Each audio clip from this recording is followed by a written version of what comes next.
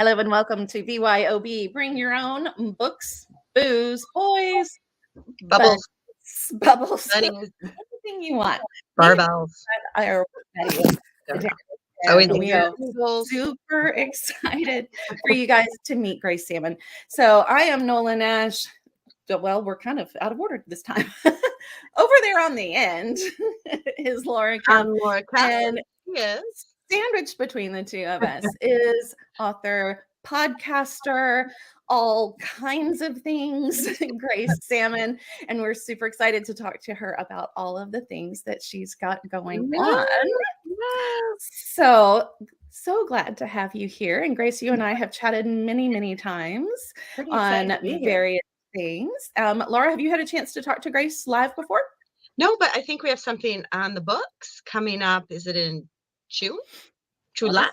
August? The summer. The summer. For those of us, Laura and I are both teachers. Right now, the world is sort of this fuzzy thing between school and standardized testing is what it's all about right now. Yes. When we're past that, it will be summer and we will chat. So I'm looking forward to that. Awesome. That will be a lot of fun. Grace is so much fun to talk to. So, Grace, I would love for you to tell the folks a little bit about yourself. I mean, author, podcaster does not cover who you are. That is a very weak introduction. So I would love for you to tell the folks a little bit more about yourself. Oh, you're both too kind. I'm an author and a podcaster. Oh, good. I was right on. So I covered that. Yeah. So I've written 4 books. My first 3 are in the area of education. So I'm so excited to be with the two of you today. My first 3 books were all about improving high schools in the United States. My last book is a novel, so that's been a real delight. And the theme perhaps of my novel is that we are never done. And when I was writing it, I thought I was done. And apparently I'm not, because I have the radio show called The Storytellers. I love having Nola on. That's where I'm going to meet up with Laura in August, I think it is. And I'm starting a new radio show in August as well called Launchpad. And that's going to be celebrating authors who are launching their books. So lots going on. Now, you also are part of a very energetic Facebook group, Bookish Road Trip. They do some fun stuff, and we would love for you to tell folks about Bookish Road Trip and what you guys have got coming up. I'm so glad you asked. Bookish Road Trip is my real home on Facebook outside of my own little page. It's for people who love books and love traveling. I always refer to it as a tidy site because we have a scheduled program. You can go to our website, which is bookishroadtrip.com, and it lists all of the activities we have every single month. And there's a book club and there are author panels. We're doing one this month on the difference between audiobooks and paper books or ebooks, and what that experience is like for both the author and the person who does the audiobook. So that'll be different.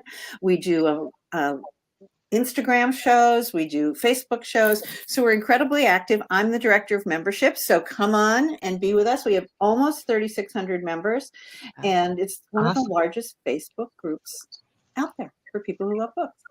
And you guys, I love the organization that you have on this site. And you've got a great team that's working with you. And I think that is truly the key to having a group that is doing so much. I can only imagine what it would be like for one person trying to handle that. I can barely handle my own. Oh, I don't think you could do it, Nola. We have 9 people we call ourselves tour guides, but on the administrative team. And we all have really specific tasks. Linda Rosen does the newsletter. I do membership. Barbara Conry, the USA Today bestseller, does the monthly book club. Mary Sheriff does book marketing and does all the added author events. So we have a quarterly meeting and we have an agenda, and it's very much like running a business, but a little bit more fun. Is Mary Sheriff in charge of the whole thing though? Did she begin the group? There are 4 people who began the group. It was Mary Sheriff, Libby McNamee, Julie, Valerie, and Melissa Face. So those were the 4 founding members. And then we've added Meredith Stoddard and C. D'Angelo. They are every place, but they have the bulk of our Instagram work. And then I already mentioned Barbara and Linda. And then we have Josie Brown, who just came out with like her 27th book in one series that she has. Great. And Julie Valerie does all of our graphics, which also gives us a really pretty branded look, I think. Yeah, all of your graphics look very similar. So you know it's Bookish Road Trip when you're Julie's looking at very it. smart about that. Absolutely. I think having a good team behind you or with you is the right way to do things. I mean, it's very difficult in the author and book world to go it alone. And we talk all the time about how welcoming the author community is, especially on Facebook. You know, there's so many different places you can get involved. And, you know, the fact that you all came together and kind of found what you do well and kind of found that niche within the larger construct of Bookish Road Trip is really great. And the fact that you are all empowering each other to do that strength. You know, this is what you're good at, you take that. And just the teamwork is incredible on that particular group. It's great. It really is. Well, and Nola, you're such a great example of that. When I was asked to get my first radio show, and that was a big surprise to me. And then I switched stations, and you and I chat, but we don't know each other well. And I just reached out and said, "Can I ask you about Authors on the Air Global Radio Network?" And I was hooked up in a minute. So you're a great example of how people work together as well. Well, I like it. I've had people help me out. Laura and I help each other out all the time. We both have different strengths. We both get different information and we share it with each other. I don't see writing books and being an author as, you know, it's not a competitive sport. You know, it's just really not. You know, you have friends that you make, and if you really kind of give back what was given to you, it's just a much richer experience all the way around. And I think Bookish Road Trip is a fantastic example of that and how that can really work, not only for those that are coordinating it, but also for the members of the group as well. It's a great experience for them. Thank you. So tell us about the Eves a little bit. I mean, I know I've read it and you and I have talked about it before in different places, but tell us a little bit about your novel that is your first fiction book that you have out. It's true. So The Eves is about the psychologically complex Jessica Barnett. She's given up on herself and her career, but not her vodka and not her lies. I know Laura doesn't drink, but yeah. Vodka. My friend. I will take the vodka. So she's just lost. She really doesn't know who she is anymore in the world until she has a very bossy friend who says, "You are hiding. You need to go meet these women who are living on this farm in beautiful Maryland overlooking the Chesapeake Bay." And as Jessica starts writing their stories, everybody's stories changes. So, I love it. We all have a story to tell, and our story does change and grow as we do. And I know my story right now is very different than my story was 5 years ago. And it has a whole lot to do with, of course, the people that I have come in contact with. So I love that premise of the book and watching everyone's stories evolve, not just hers. I love it. And I love it because the youngest character is 15, the oldest character is in their 90s. I've got African-American people, I've got Native Americans, there's a lesbian couple. So there's a lot of diversity in there, which is what I wanted for myself as I imagined my trajectory forward. Yeah, I love that. And I mean, so many different people coming together to share their stories. And it really does kind of inspire that conversation as you get to know other people and meet other people that are in maybe a different stage of their life from you.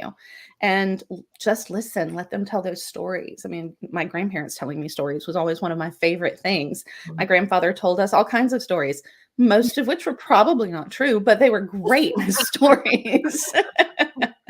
So I love that they weren't. Yes, no, they were great stories. And, you know, much of the family takes them as gospel truth.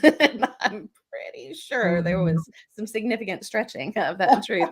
But having them share those stories, there's such a wealth of experience and wisdom and just commonality that you can find that if you don't take that time to have those stories shared, you're missing something. You really are missing out on something. Sometimes that the older people sometimes get overlooked, but they have such a wealth of knowledge. My best friends in church were always the older people, and I would sit and listen to their stories. And now I pass those stories on to my kids now that they're gone. My grandma, and and an older gentleman who was a World War II vet. I got all of his stories before he passed at like 96. He had some Did you write stories. them down or tape them or? I have not written them down. I should. He had a whole box full of pictures too, because he took his camera to Europe with him, and he took pictures of Hitler's eagle's nest bombed out. Wow. Pictures in the concentration camps when he had liberated them. He was at D-Day. I mean, this guy, this box. What a treasure trove of history. He had no children, so where this box ended up, I do not know, but it should be in a museum because he showed me all the pictures. But yeah, that's just, I guess, an example of the, the treasures that can be passed down from our older generation.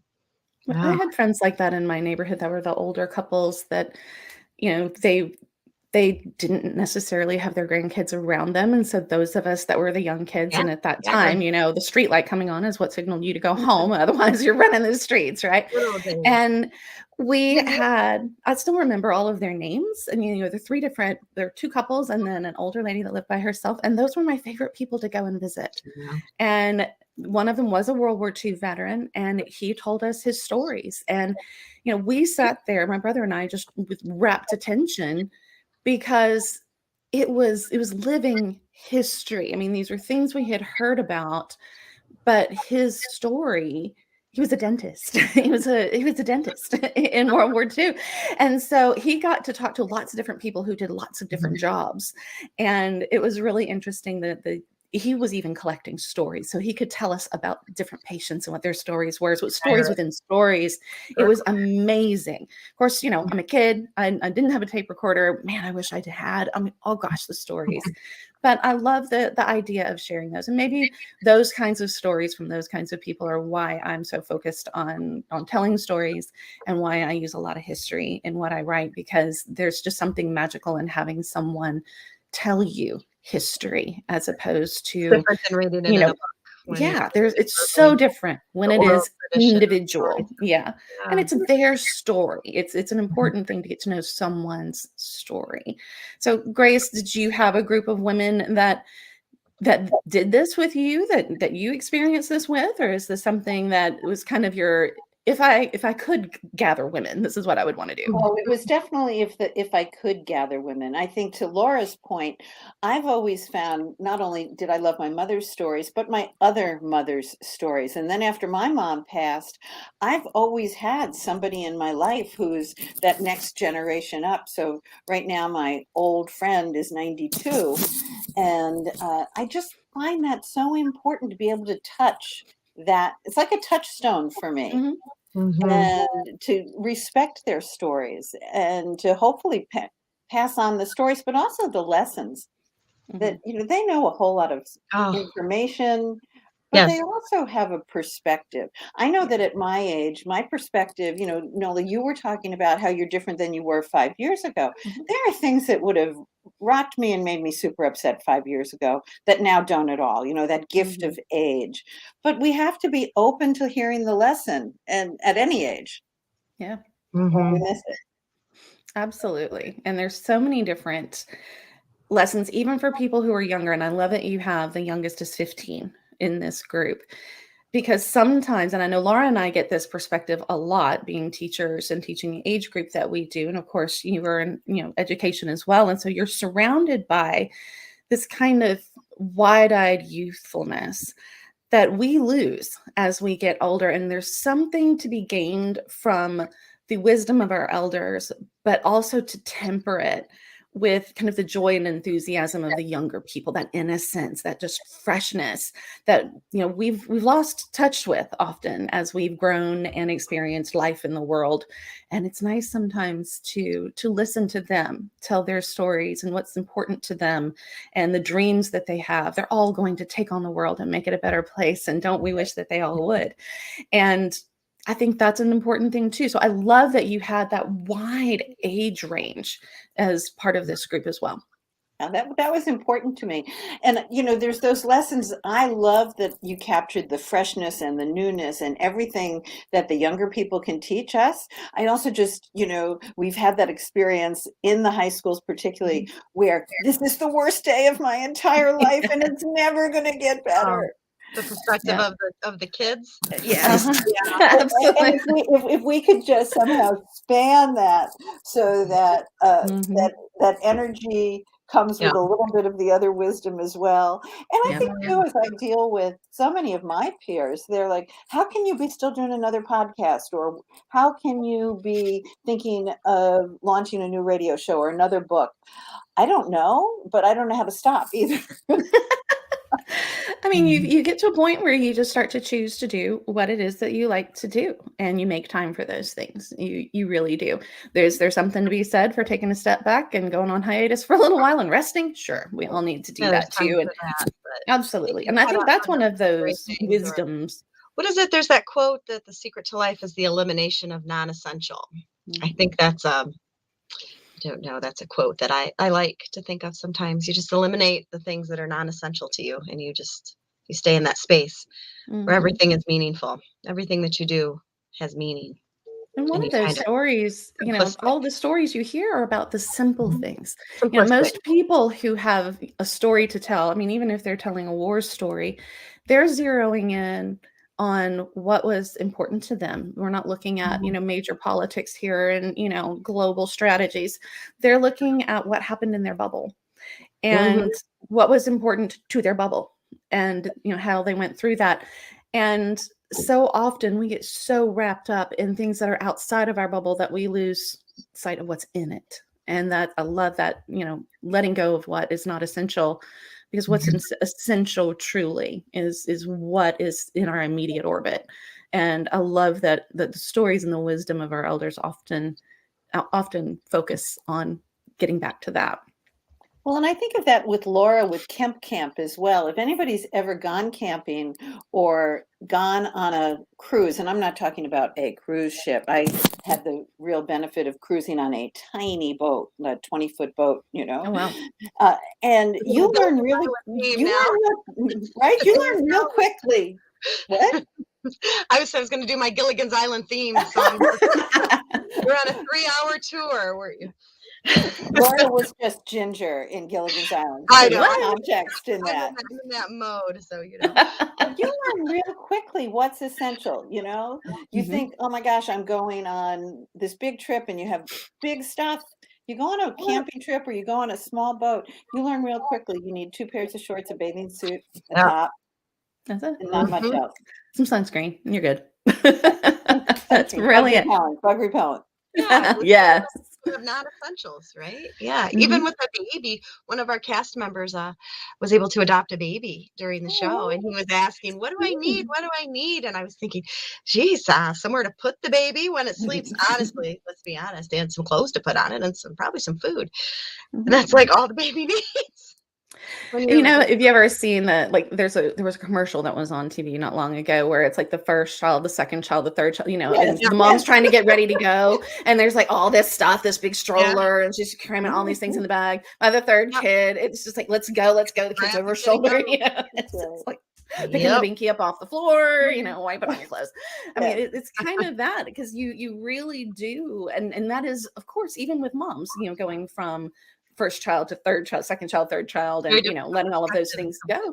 It's perspective and it's wisdom. It's, what did I buy that I didn't need? What didn't I use? What did I think was essential that honestly was not? And how can I pare that down? Because now I've got, all of these little people to take care of.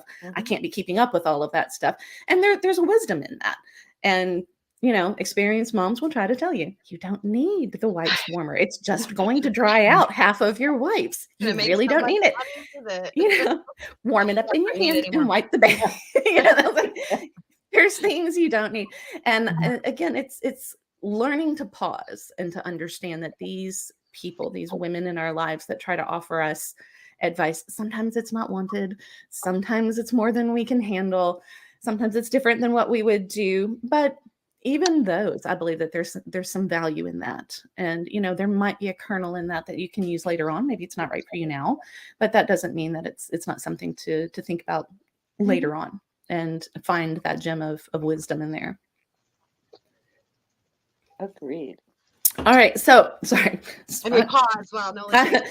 while I drink. Pause while Nola drinks. It's the bee part. One of the bees. One of the many bees is important to me. All right. So let's talk about what we're reading, because we're all about books here, of course.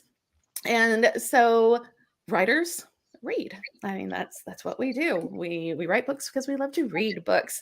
So Grace, what have you been I know you're so busy. Do you even have time to read?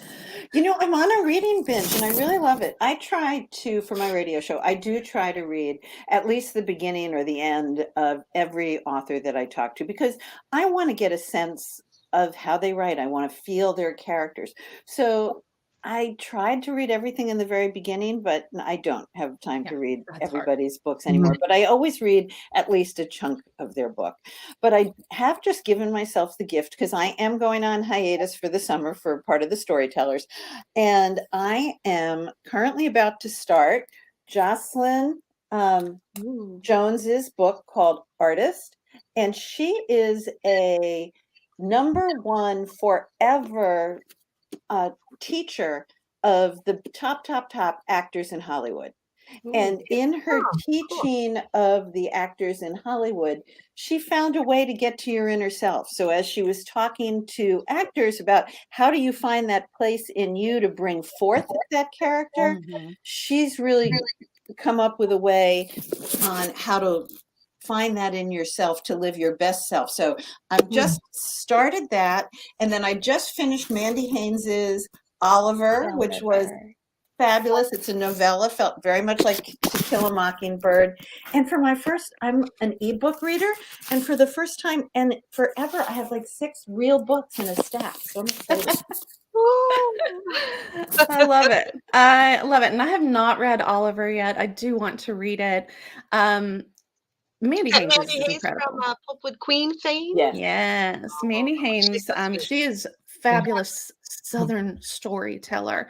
She has such a voice in everything that she writes. It just comes to life. So I am itching to get my hands on Oliver, but until I can do that, I am about to get started on The Once and Future Witches by Alex Harrow. And this book was given to me for Christmas, and I've not gotten to it yet, by my daughter-in-law as of Saturday. She will be my daughter-in-law.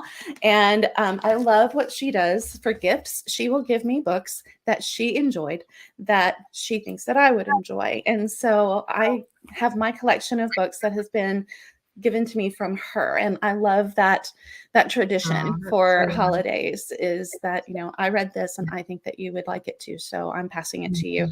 And so that is, since it is recommendation. Yeah, it's a great recommendation. And she just graduated. Yeah.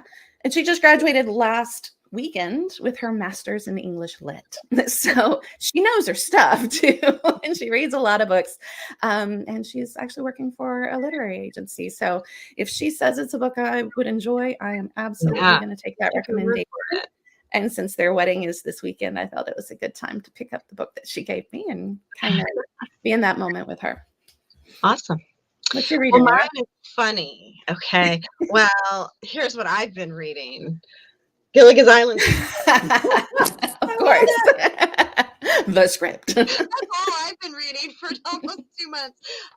But it was funny, Grace, because you were talking about the book that you read about the actors.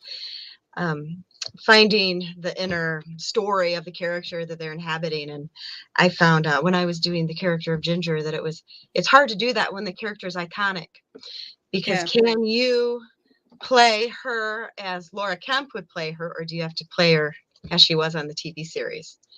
So anyway, that just kind of goes along, I guess, with the script that I was reading, trying to inhabit and figure out how to do that. And I was a little worried about it. And I did have one person who I trust came up after one of the performances and said, you know, you were the perfect balance of not the caricature of Tina Louise or whoever played her on the series. And he goes, you did a really good job making her you.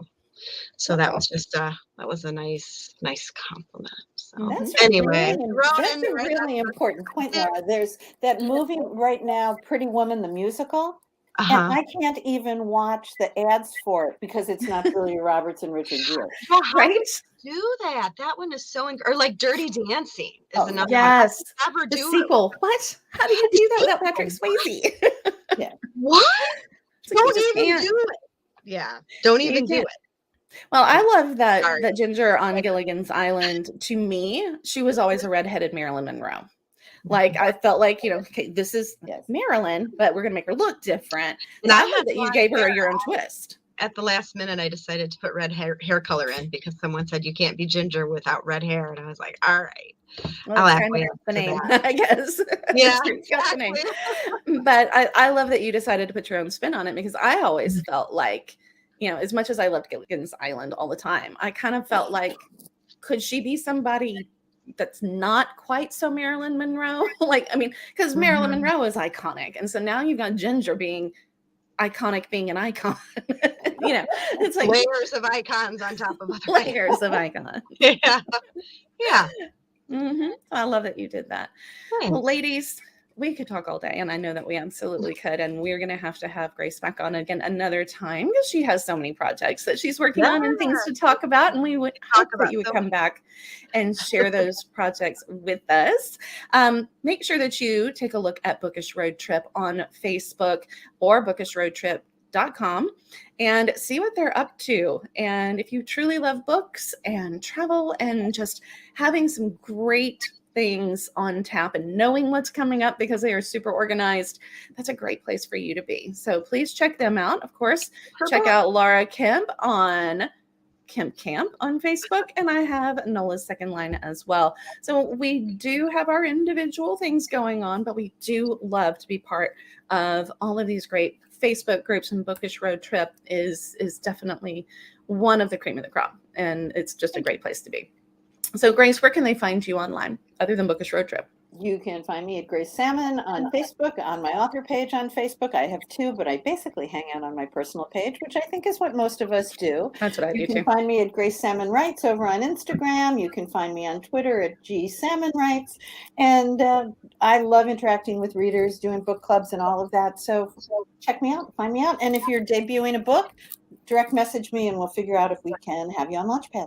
Oh, how cool. Sounds fabulous. And The Eves is a great book for book clubs. It really is. Thank you. I mean, it is ideal for that. So if you've got a book club out there, guys, make sure that you pick up a copy of The Eves and see if it's right for your group, because it's a fabulous, fabulous discussion piece. All right. So until next time, this has been a copywritten podcast of Authors on the Air Global Radio Network, and we will bring the books and the booze. Join us next time for BYOB.